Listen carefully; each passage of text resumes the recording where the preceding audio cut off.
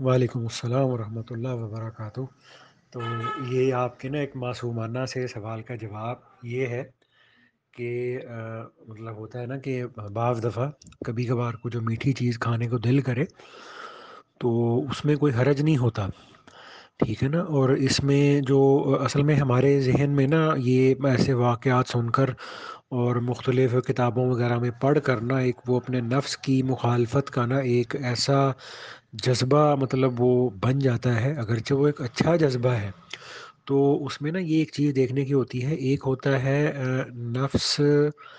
کا حق ادا کرنا،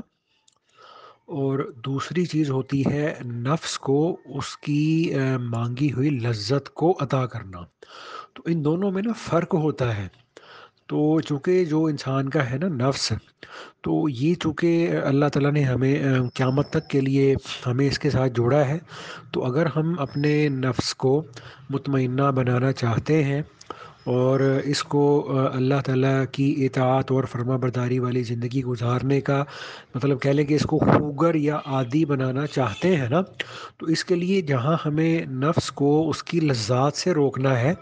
وہیں پر ہمیں نفس کو اس کے حقوق کو بھی ادا کرنا ہے۔ تو بہت ساری جو چیزیں ہوتی ہیں نا وہ بعض دفعہ وہ نفس کا حق بھی ہوتی ہے، وہ نفس کی لذت نہیں ہوتی، ٹھیک ہے نا۔ تو اس میں یہ ہوتا ہے کہ ہمارے سفیان ثوری رحمۃ اللہ علیہ جو تھے نا، وہ یہ فرمایا کرتے تھے، یعنی ان کا یہ معمول تھا کہ وہ جس دن یعنی کھانا ذرا روٹین سے زیادہ کھا لیتے تھے نا، بعض دفعہ ہوتا ہے کھانا اچھا بنا ہوتا ہے یا وہ اپنی پسند کی چیز سامنے آ جاتی ہے،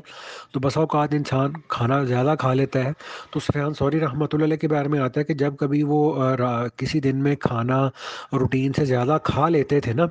تو وہ اس دن نا قرآن پاک کی تلاوت بھی زیادہ کیا کرتے تھے۔ تو کسی نے ان سے پوچھا کہ حضرت اس کی کیا وجہ ہے، تو سر سفیان ثوری رحمۃ اللہ علیہ نے یہ فرمایا تھا کہ بھائی گدھے کو جب چارہ زیادہ کھلا دیا جاتا ہے نا، تو پھر اسے کام بھی زیادہ لیا جاتا ہے۔ تو یہی مثال ہمارے نفس کی ہوتی ہے۔ تو ساری چیزیں نا نفس کی مطلب لذت نہیں ہوتی، نفس کی جو لذات ہوتی ہیں وہ تو عام طور پہ گناہ ہوتا ہے، اللہ تعالیٰ کی نافرمانی والی اور شہوتوں والی زندگی ہوتی ہے، ٹھیک ہے نا۔ غلط دیکھنا، غلط سننا، غلط بولنا، یہ چیزیں نفس کی لذت ہوتی ہیں، یہ نفسانی خواہشات کی پیروی کرنا یہ ہوتا ہے۔ لیکن اس کو اچھا کھانا دینا اس نیت کے ساتھ کہ بھائی یہ میرا جو ہے نا اللہ تعالیٰ نے اس کو میرا ہم سفر یا شریک سفر بنایا ہے موت تک کی زندگی تک کے لیے، تو میں نے جو کہ اب اس سے کام لینا ہے، اس کو میں نے اللہ تعالیٰ کی اطاعت اور فرمانبرداری والی زندگی میں مطلب آگے بڑھانا ہے، تو مجھے جہاں اس کو لذات سے یا خواہشات سے روکنا ہے، وہیں پر مجھے اپنے نفس کے حقوق کو بھی ادا کرنا ہے۔ تو خیر بہرحال، تو اس میں یہ ہوتا ہے کہ کبھی کبھار اس میں کوئی حرج نہیں ہوتا کہ اگر انسان کی جیب بھی اجازت دے رہی ہے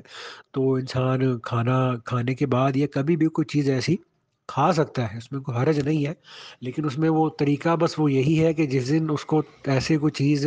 کھلائی ہے نا، تو اس دن یہ ہے کہ چلو بندہ دو نفل زیادہ پڑھ لے یا قرآن پاک کا ایک رکوع زیادہ تلاوت کر لے، یا جسٹ لائے کسی طرح سے تھوڑا بہت کو عمل زیادہ کر لے۔ تو جیسے باقی ہوتا ہے کہ جو ہمارا جو سلسلہ نقش بندیہ ہے نا، تو اس میں نا اپنے آپ کو کھانے پینے سے روکنے کا مجاہدہ نہیں ہوتا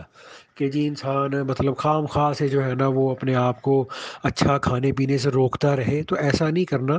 بلکہ ہمارے جو تھے نا وہ غالباً حضرت خواجہ بہاؤالدین نقشبند رحمۃ اللہ علیہ، ان کو نا جو پلاؤ تھا نا وہ بہت پسند تھا، جو ہم چاولوں والا پلاؤ کھاتے ہیں تو ان کو بہت پسند تھا۔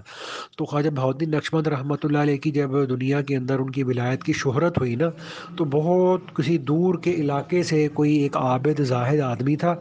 وہ حضرت خواجہ بہاؤالدین نقشبند رحمۃ اللہ علیہ سے نا ملنے آیا کہ تاکہ میں دیکھوں ان کے جو ہے نا وہ کون سے ایسے خاص اعمال ہیں ظاہری باطنی اعتبار سے کہ جن کی وجہ سے اللہ تعالیٰ نے ان کو مطلب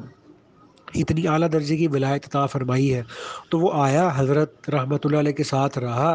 تو اب کچھ بھی نہیں ہوا، رات کو خواجہ بہاؤالدین نقشبند رحمۃ اللہ علیہ نے عشاء کی نماز پڑھی، اور کہتے ہیں کہ اس وقت پھر انہوں نے جو تھا نا وہی اپنا وہ جو ہے نا وہ پلاؤ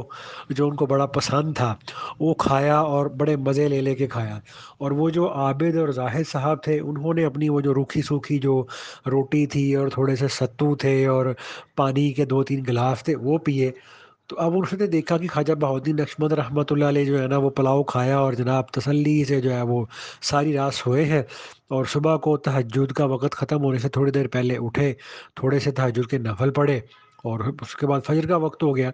تو اس عابد یا زاہد نے نا خواجہ بہاؤالدین نقشبند رحمۃ اللہ علیہ سے کہا کہ حضرت یہ کیا وجہ ہے کہ میں نے تو ساری رات جاگ کر نفلوں میں، تلاوت میں اور ذکر اذکار میں پوری رات گزاری، تو لیکن میں نے آپ کو یہ دیکھا کہ آپ نے ساری رات جو ہے وہ سو کر گزاری ہے، تو لیکن میں نے یہ دیکھا کہ جب آپ سو رہے تھے نا تو آپ کے جسم کو نا چاروں طرف سے انوارات نے گھیرا ہوا تھا، تو اس کی کیا وجہ ہے؟ جبکہ آپ سو رہے تھے تو آپ کے ساتھ یہ معاملہ تھا، اور میں جا کے عبادت کر رہا تھا، میرے ساتھ یہ معاملہ نہیں تھا۔ تو خواجہ بہاؤالدین نقشبند رحمۃ اللہ علیہ نے اس کو فرمایا کہ بھائی یہ تم نے جو ساری رات میرے چاروں طرف انوارات دیکھے ہیں نا، تو یہ اسی پلاؤ کے انوارات ہے جو رات کو میں نے کھایا تھا، ٹھیک ہے نا۔ تو اس کا مطلب یہ ہے کہ ہمارے سلسلے میں نا یہ ان چیزوں کا مجاہدہ نہیں ہوتا،